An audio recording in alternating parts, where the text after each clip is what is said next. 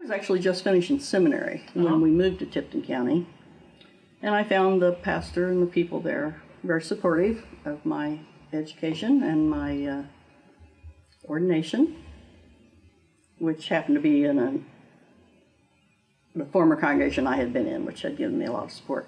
But the pastor there was very gracious. At the time, it was a man named John Dunn.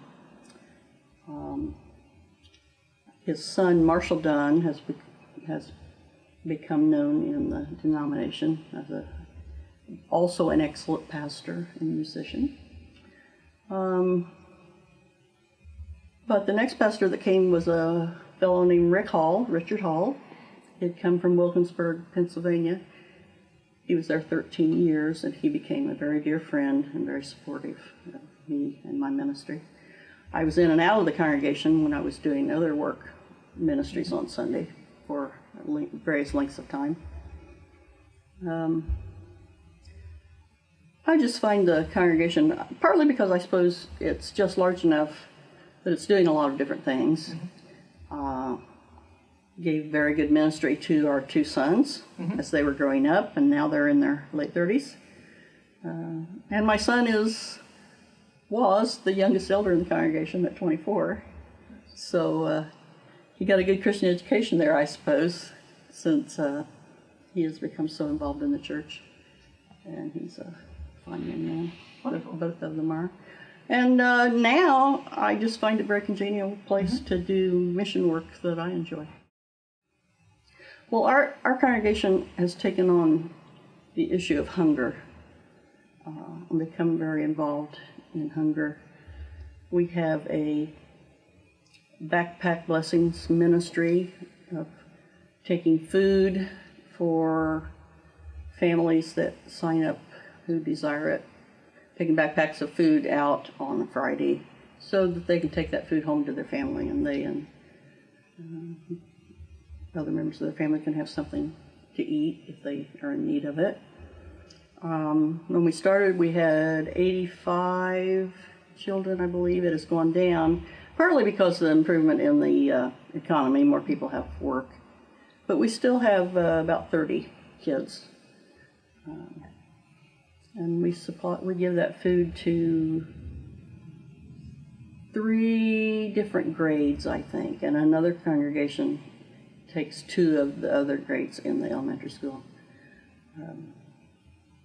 And we've been very, very pleased to be able to do that. We also started a program called Thankful Thursdays. Our Boys and Girls Club has an active summer program, and the kids bring a lunch from home. So we offered to provide a hot lunch, on Thursdays through the week. And I think it's a 9-week summer program. So 9 restaurants in our community have agreed to do that for $5 a meal. It runs 80 to 100 kids, I think, and the staff tells us that the kids are very excited to see what they're going to get because it's always something different. It could be pizza, it could be turkey and mashed potatoes and gravy, just our sandwiches. A lot of different restaurants provide different things. That's wonderful. We also, a few years ago, got involved with Bread for the World, interdenominational organization that works to influence Congress to pass legislation that will help people with the issues of hunger. And they encourage the government to take action both internationally and nationally in alleviating hunger. And we've participated in the offering of letters that they encourage us to do. We've sent 70, 80 letters at least once a year to Congress for a few years now.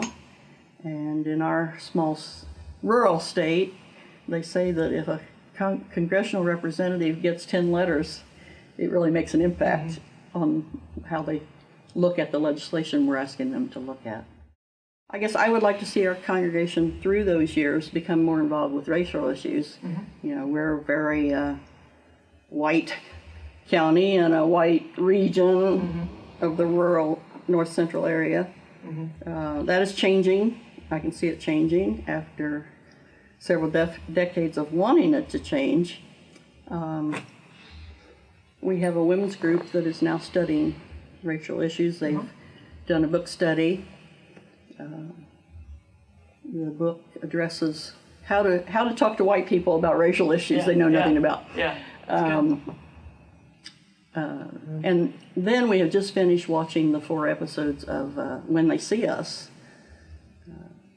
Is it Netflix? HBO? Somebody. That sounds like it was. Ava DuVernay, I know, is one of the main producers. Anyway, it's been very effective with this group of 10 to 12 women.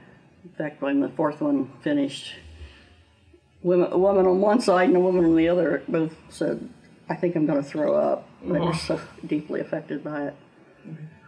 All right. And they are, we're hoping to work toward having a anti-racism, pro-reconciliation workshop. Probably through our reconciliation program in the Disciples. Wonderful. Polity. Cool. So we're working on that.